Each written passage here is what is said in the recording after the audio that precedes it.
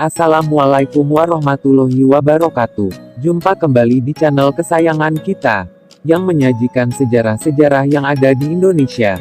Kali ini kita akan membahas sejarah asal-usul Kabupaten Cirebon, yang ternyata masih berkaitan dengan sejarah Pajajaran atau Prabu Siliwangi. Sebelum kita lanjut ke videonya, jangan lupa untuk like, share, and subscribe agar tidak ketinggalan video-video terbaru dari channel ini. Nggak perlu lama-lama lagi ya guys, kita langsung simak aja videonya. Cikiding.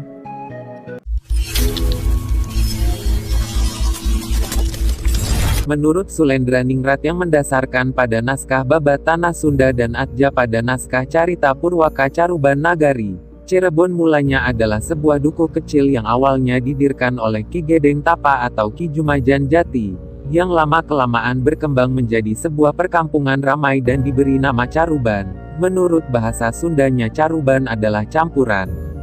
Dinamakan Caruban karena di sana ada percampuran para pendatang dari berbagai macam suku bangsa, agama, bahasa, adat istiadat, latar belakang dan mata pencaharian yang berbeda.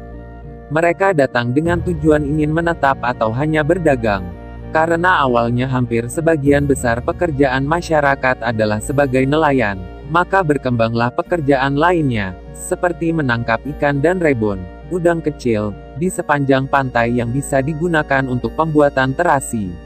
Lalu ada juga pembuatan petis dan garam.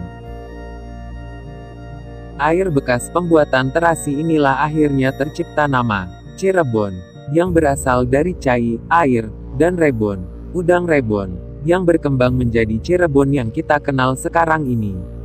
Karena memiliki pelabuhan yang ramai dan sumber daya alam dari pedalaman, Cirebon akhirnya menjadi sebuah kota besar yang memiliki salah satu pelabuhan penting di pesisir utara Jawa. Pelabuhan sangat berguna dalam kegiatan pelayaran dan perdagangan di kepulauan seluruh Nusantara maupun dengan negara lainnya. Selain itu, Cirebon juga tumbuh menjadi salah satu pusat penyebaran agama Islam di Jawa Barat. Pangeran Cakrabuana merupakan keturunan dari Kerajaan Pajajaran. Ia adalah putra pertama dari Sri Baduga Maharaja Prabu Siliwangi dan istri pertamanya yang bernama Subang Larang, puteri Ki Gedeng Tapa atau Ki Jumajan Jati. Raden Walangsungsang atau Pangeran Cakrabuana memiliki dua orang saudara kandung, yaitu Nyai Rara Santang dan Raden Kian Santang. Sebagai anak laki-laki tertua, seharusnya ia berhak atas tahta kerajaan Pajajaran. Namun karena ia memeluk agama Islam yang diturunkan oleh ibunya, posisi sebagai putra mahkota akhirnya digantikan oleh adiknya, Prabu Surawisesa, anak laki-laki dari Prabu Siliwangi dan istri keduanya yang bernama Nyai Cantring Manikmayang.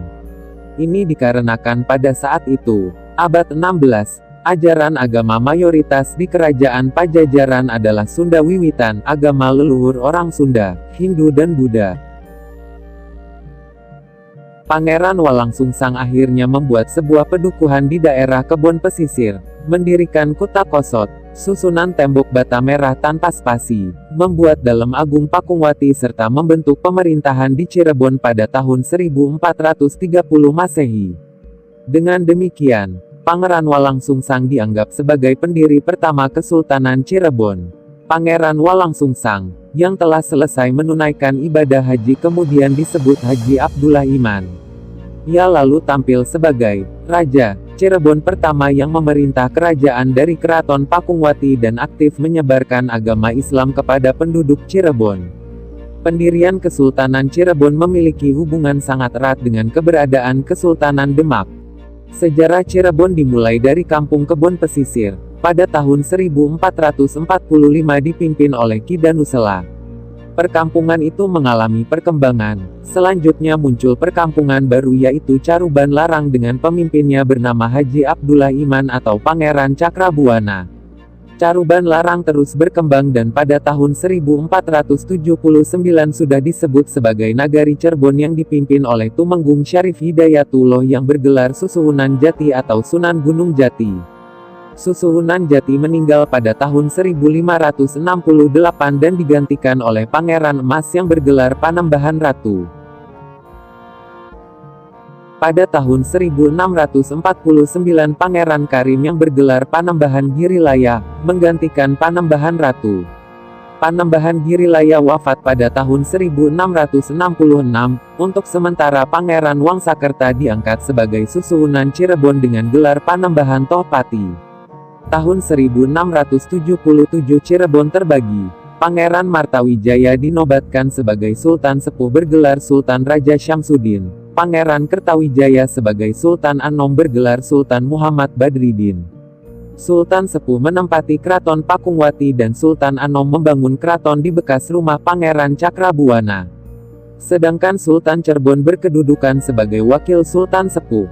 Hingga sekarang ini di Cirebon dikenal terdapat 3 Sultan, yaitu Sultan Sepuh, Sultan Anom, dan Sultan Cirebon. Kalian tahu gak sih, kalau Cirebon juga punya 3 julukan, yaitu Kota Petis, Kota Udang, dan Kota Wali. Salah satu literatur babat Cirebon menjelaskan bahwa Petis ada sejak zaman Kerajaan Pajajaran. Tepatnya saat Pangeran Walangsungsang atau yang dikenal dengan Pangeran Cakrabuana bertahta. Raja Pajajaran yang merupakan anak dari Prabu Siliwangi.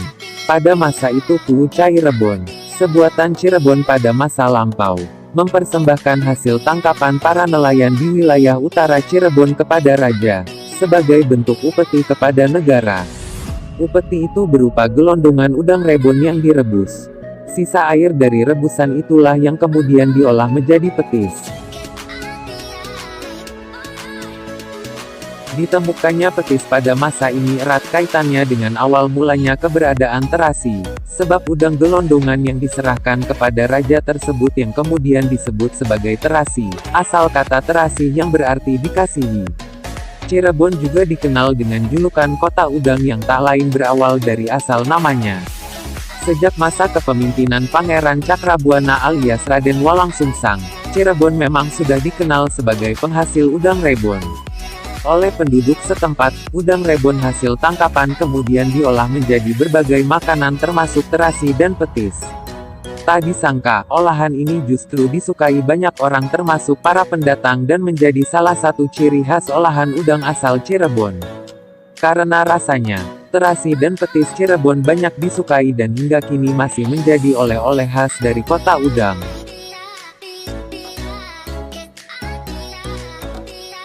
Selain itu, Cirebon juga dikenal dengan sebutan Kota Wali, karena pemrakarsa dan pendirinya adalah seorang wali, yaitu Syekh Syarif Hidayatullah atau Sunan Gunung Jati. Sunan Gunung Jati telah mengajarkan dan menanamkan nilai Islam pada masyarakat. Saat ini ajaran tersebut telah berwujud dalam aktivitas masyarakat dan beberapa visual fisik kota yang masuk dalam kota Islami di Jawa. Namun apakah bisa Cirebon, Kota Wali dimasukkan dalam kota Islami di Jawa? Maka untuk menjawabnya menggunakan metode studi khusus dalam penelitian ini. Hasil temuan dari penelitian ini didapat, 5 domain pembentuk Cirebon yang notabene adalah Kota Wali sebagai kota Islami di Jawa, yaitu ruang keislaman, ruang sosialisasi, dan atribut Kota Wali. 3 domain tersebut masuk dalam konsep ruang dan fisik kota Islami di Jawa. Sedangkan 2 domain lainnya adalah kegiatan keagamaan dan kebudayaan Islam di Jawa yang masuk dalam konsepsi sosial kota Islam di Jawa. Semua domain tersebut dan studi literatur tentang kota Islami, yang ada di beberapa negara lain merupakan hal yang membuat Cirebon secara visual masuk ke dalam kota Islami. Informasi kali ini mungkin cukup sampai di sini dulu ya sob. Untuk kurang dan lebihnya atau ada salah dalam perangkaian kata, kami mohon maaf. Untuk yang suka dengan video ini jangan lupa untuk like, komen dan subscribe channel ini agar tidak ketinggalan video-video terbaru dari channel ini. Terima kasih. Assalamualaikum warahmatullahi wabarakatuh. Dadah.